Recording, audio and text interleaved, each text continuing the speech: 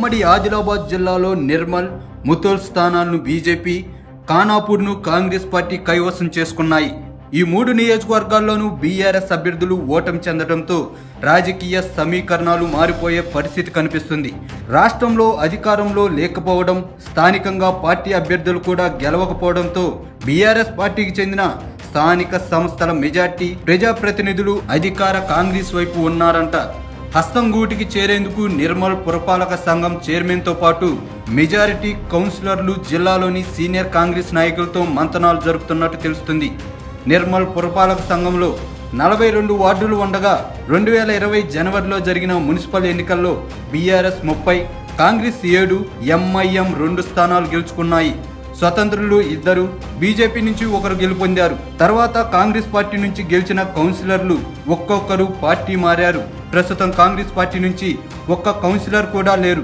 అయితే ఇప్పుడు రాష్ట్రంలో కాంగ్రెస్ పార్టీ అధికారంలోకి రావడంతో ఆ పార్టీలో చేరేందుకు బీఆర్ఎస్ చెందిన 16 మంది కౌన్సిలర్లు సుముఖత వ్యక్తం చేస్తున్నారంట.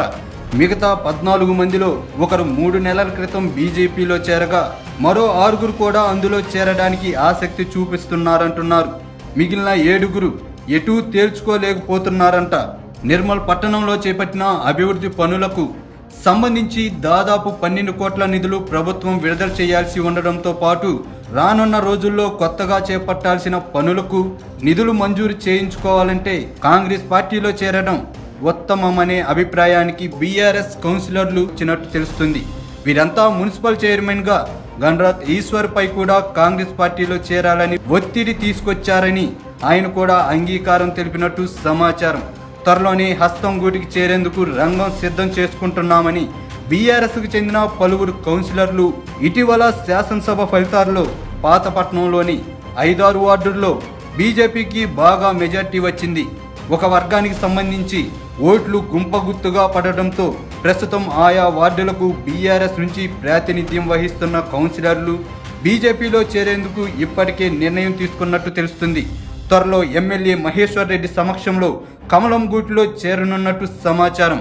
ఒకవైపు బీఆర్ఎస్ కౌన్సిలర్లు కాంగ్రెస్, బీజేపీల వైపు చూస్తుంటే మరోవైపు మున్సిపల్ చైర్మన్ గణరాత్ ఈశ్వర్ పై అవిశ్వాస తీర్మానం నోటీస్ ఇచ్చేందుకు కొందరు కౌన్సిలర్లు సిద్ధమవుతున్నట్టు తెలిసింది.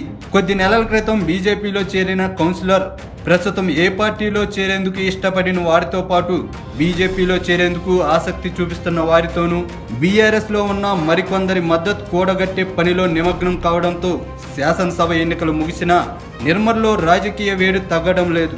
ఇక కొత్తగా ఏర్పడిన ఖానాపూర్ పట్టణంలో 12 వార్డులు ఉండగా అప్పుడు జరిగిన ఎన్నికల్లో బీఆర్ఎస్ 6, కాంగ్రెస్ 5, ఒక స్థానంలో బీజేపీ గెలుపొందాయి. గతేడాది ఇక్కడి మున్సిపల్ చైర్మన్ అంకం రాజేందర్పై 9 మంది కౌన్సిలర్లు అవిశ్వాస తీర్మానం నోటీసుని అప్పటి జిల్లా పాలనాధికారి వరుణ్ రెడ్డికి అందజేశారు. అయితే కొత్త మున్సిపల్ చట్టం ప్రకారం పురపాలక సంఘంలో కొలువుదీరి 4 ఏళ్లు పూర్తయితేనే అవిశ్వాస తీర్మానం నోటీసు ఇచ్చేందుకు అవకాశం ఉంది. అందుకే అప్పట్లో అవిశ్వాస తీర్మానం నోటీసులపైన ప్రభుత్వం స్పందించలేదు. ఖానాపూర్ మున్సిపల్ చైర్మన్ పై అవిశ్వాస తీర్మానం పెట్టేందుకు ఇక్కడి పురపాలక సంఘంలో 9 మంది కౌన్సిలర్లు నిర్ణయం తీసుకున్నట్టు తెలిసింది.